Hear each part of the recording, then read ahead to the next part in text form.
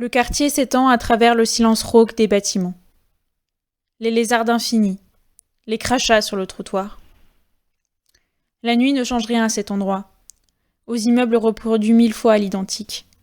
Le gris est indifférent aux rayons du soleil. Parfois, un bar solitaire à la devanture défoncée apparaît pour mêler la misère à la monotonie de l'endroit. Il est entré une fois avec ses amis dans l'un de ces bars. Ils étaient seuls dans la salle. Le patron leur a servi une bière tiède, dans un vieux verre à eau.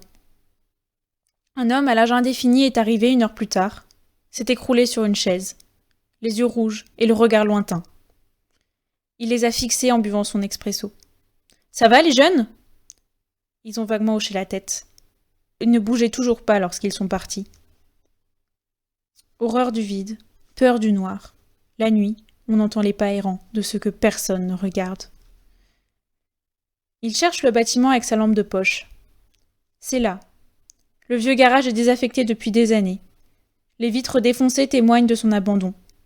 Pourtant, la végétation n'y a jamais repris ses droits, comme écœurée par le goût d'oubli envahissant l'espace. C'est d'abord ce garage qu'il a vu la première fois qu'il est arrivé, dépité par le montant des loyers en centre-ville. C'est ce garage qui lui a dit qu'il haïrait cet endroit, tous les jours de sa vie sur place. Dans la grande avenue du quartier, les bâtiments d'affaires s'enchaînent, étouffent le moindre espace de vie. Les industriels arrivent le matin en métro, sacoche noire à l'épaule, marchent toujours d'un pas pressé. Ils préfèrent arriver en retard plutôt que de passer trop de temps ici. Il ne peut leur en vouloir.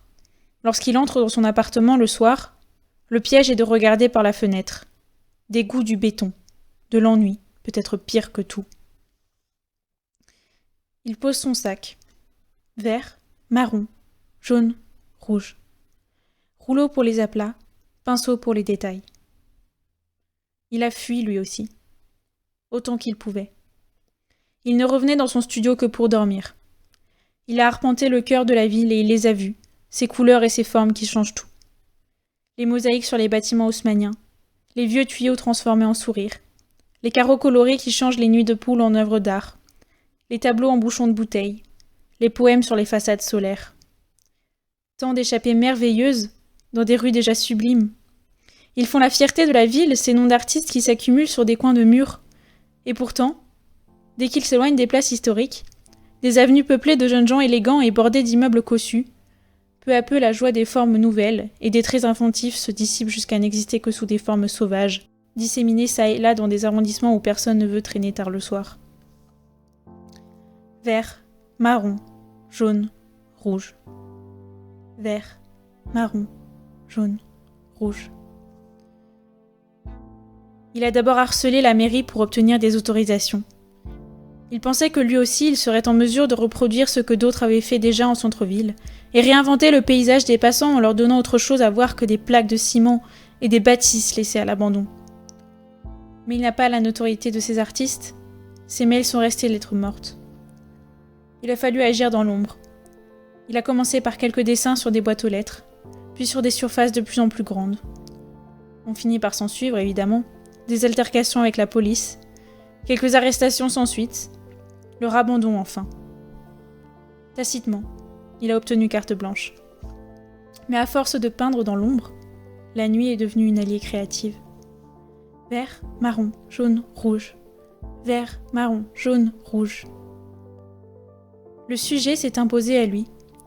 Peut-être pourrait-il en créer partout en France. Partout où on le laissera sortir ses pinceaux. Il n'a pas l'intention d'en rester là. Il aime la lumière dans le regard des gens lorsqu'il passe devant les lieux où il a esquissé quelques traits. Un chat sur une boîte aux lettres qui a un peu perdu de son jaune criard, cela ne passe pas inaperçu. Tout comme le couple enlacé qu'il a dessiné sur une benne à déchets recyclables. Et maintenant, sa première fresque. La lumière aurorale lui fait éteindre sa lampe de poche. À l'aide d'une échelle, il a pu terminer les grandes chênes de sa forêt, au sommet desquels de petits écureuils terminent de sécher. Les arbres se jouent des lézardes, leur couleur automnale détonne sur le beige usé du mur. Il a voulu les recréer, les faire voir à tous, ces disparus de la ville, ces oubliés qui font vivre. Demain, il amènera du bleu pour peindre une rivière. Mais ce matin déjà, les taches ont pris forme. L'entrelac de branches et de feuilles brille sous les rayons du matin. Et ce matin déjà, la moue des passants se transformera en sourire.